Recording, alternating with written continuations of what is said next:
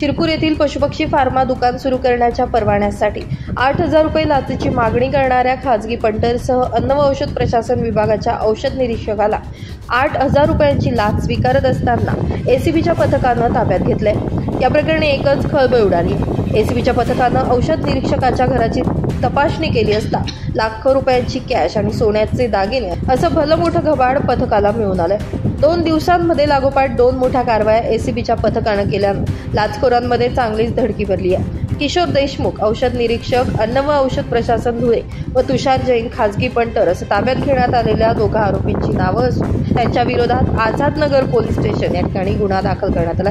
धुळे जिल्ह्यात एसीबीच्या पथकानं दमदार कामगिरी केली असून लाचखोर सरकारी अधिकाऱ्यांचं धाबं यामुळे चांगलंच दणाणलं आहे। ब्युरो रिपोर्ट, माझा महाराष्ट्र न्यूज, धुळे।